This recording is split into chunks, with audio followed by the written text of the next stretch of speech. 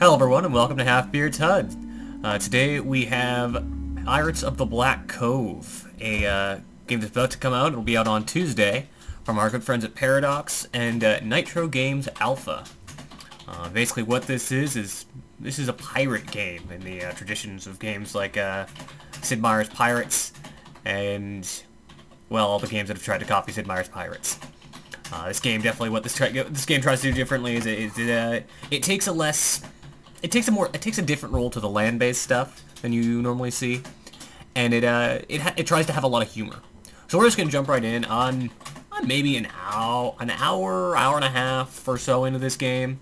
Just kind of starting off doing my opening quest with the opening faction, which is the Pirates, which is a weird name for a faction of pirates, because there's other factions of pirates that aren't called pirates, but whatever. Now basically, I'm just kind of doing a couple missions for them right now. They're kind of seeing if I'm worthwhile to be a pirate. And now that I've kind of done a couple missions, they've told me about this cursed island where there's all this treasure, but you got to be careful because of the curse of Jaw.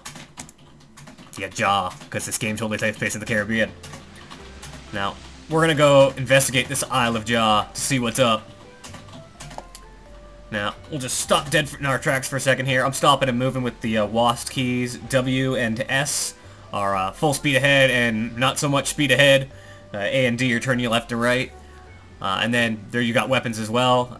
You got left and you got, well, I guess port and starboard cannons, and you can fire those in multiple of ways. You can fire your, I honestly don't remember which one's port and which one's starboard, so we're just going to use left and right via the Q and the E keys. I don't want to fire in the ship, so I'm trying to stay away from that. Q and E keys, or you can fire with the mouse by clicking the side you'd like to fire from, or you can use the left and right arrow keys.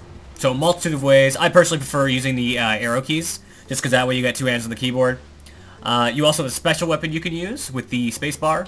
I have two right now. The Manibolt, and the which just fires a dude out, and he can capture ships, so I've never seen him do it. And aiming him is really tricky. I've also got the, I think it's called the slowing harpoon or something along those lines. And basically it throws out a harpoon that's connected to a deadweight that will slow an enemy down and kind of keep them trapped. All the special weapons work on kind of physics principles, which I think is a little weird. So we're just going to speed up a little bit now. Go collect that collectible. There's lots of stuff like that where little stuff in the seas that are either items for alchemy, which you can use to get yourself various potions and crap like that, or you'll find bottles in the ocean which all contain really bad pirate puns. Again, but at the same time, as much as they're all kind of bad, they're also kind of good. It's really weird. Just gonna get this. Every time once in a while you see these wrecked ships, and those will give you blueprints. You use blueprints to kind of unlock new ships, unlock new special weapons, unlock a lot of everything. We're just moving forward ever so slowly. The ship speed in this game isn't great, but that's just because I'm using this starting ship. Alt-tab, see the stats. As you can see, everything on this isn't great. I'm surprised that ship from Spain didn't fire on me. Spain don't like me that much. Then again, I haven't exactly been good to Spain. This game definitely works on kind of that Sid Meier style of weird, of nice, like, politicking. Weird politicking that I've always really liked. Either going to war with everyone or going to war with only one person and then absolutely obliterating them. Like, that's always fun. And there you go. That's one of the great but awful jokes. I also like that there's an option to just turn off those jokes if they're just too bad for you. Alright, so we're about to approach the Isle of Jaw and show you a bit of ship combat. Black Cove Pirates. These are the main enemies of the game. I really like the voice acting in this game. Sometimes it's got really hit and miss, but when it's good, it's good. Nay, he's alone. I think we can take him, and I won't go back to the chief empty-handed. That's your main character, Walker the Plank. Every character has got an awesome, shitty VO name. There's Jolie Roger, who's your female pirate, and oh jeez, I can't remember the other guy, but it's an equally bad pun. Yeah, because I'm using the arrow keys, it can be sometimes a little tough to remember which direction is which when I'm in ship combat. Because it's not directed to the screen, it's directed to the ship. So trying to remember what's the right side of the ship sometimes when you're all fast-paced can be a little tricky. Basically, you'll just kind of find the fire button for the way you're circling the enemy. Try it all. Yeah, see, and then oh, I missed. Those special weapons are a real bitch to launch.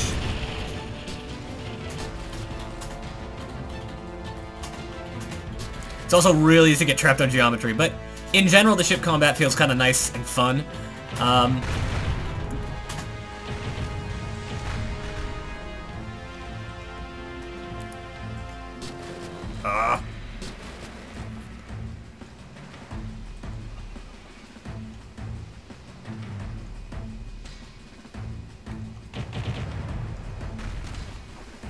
Yeah, there's nothing worse than an enemy running away from you, because it's very hard to hit an enemy running away from you with the wrong weapon.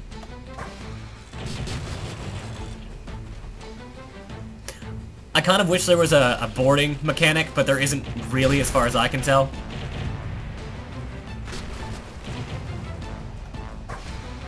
Oh, missed again.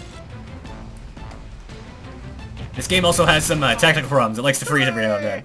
But then again, it's still new. I have a feeling they could always patch that. I actually really enjoy the game so far, so all technical problems aside, like, I'm totally willing to forgive it. Like, it's got a really good sense of humor about the whole pirate thing, which is, I think, the way you should do pirates. Like, I reviewed Dead Meat Sled a while back, and making it all dour, I know this was not a happy time for people in real life, but that's not fun. You want to make pirates pulpy. That's how they're good. 100% pulp when it comes to pirates. Ready. So here's the land stuff, and most pirate games when you kind of do land stuff or actually like Persian stuff, it's very like Swashbucklers does it kind of action game style. Sid Meier's Pirates kind of does it almost like all quick time events and weird mini games. This game makes it essentially Warcraft 3. Like you have a hero unit that has control of these little units, and you just move them around RTS style.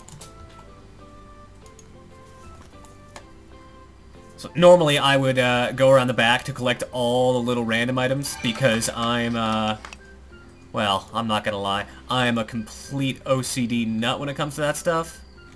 And I'm just looking at it all right now so I can lament it.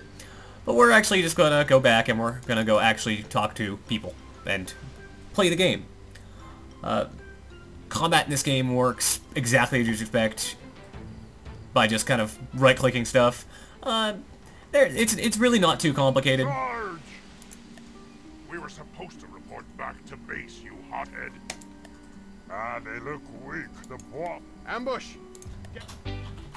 But here's the thing, like you got units, some units that are ranged, like these guys are ranged. You got your scalawags, they're all they are your melee units. Aye. And then you've got your hero unit. He depending on the character will do different things. My guy's melee, and he has a special ability here. It's called Drunken Frenzy, which makes him super strong. I just popped it. And you can earn different abilities, all sorts of stuff. Like, pop open stuff for a second here. My character menu, and you can over time earn more skills. You get it through earning badges, which you get your third badge. You can you can get another skill. All sorts of stuff like that. While we're here, I might as well show all this other stuff. Got your map screen. You can see it's a pretty decent sized map. You get if I know my geography properly, which I don't. I'm pretty sure that's Cuba. That might be Haiti. It might be Haiti. A bunch of the islands I don't know. Good chunks of Mexico, and then the kind of the top of South America, which is, I think, Peru and Brazil. Probably don't correct me if I'm wrong. I know it's wrong. Just go with it. You also got your options. Yo, options. You got a quest log, which will kind of allow you to set what you're tracking. I haven't really seen too many quests happening at once, but you know, whatever. And then you've got your inventory. There's a surprisingly large amount of stuff in this game to collect. You've got toolboxes, which are used to repair your ships out at sea. You've got wind charms, which will take you back to that specific pirate faction stronghold. There's 3 factions. There's the pirate. This will take me back to the pirates area. There's the buccaneers, which kind of have a very Spanish look to them compared to the pirates, which have a very kind of British pirate look to them. And the buccaneers are all like generally ranged based, where the pirates are kind of more are kind of generally kind of bruiser characters.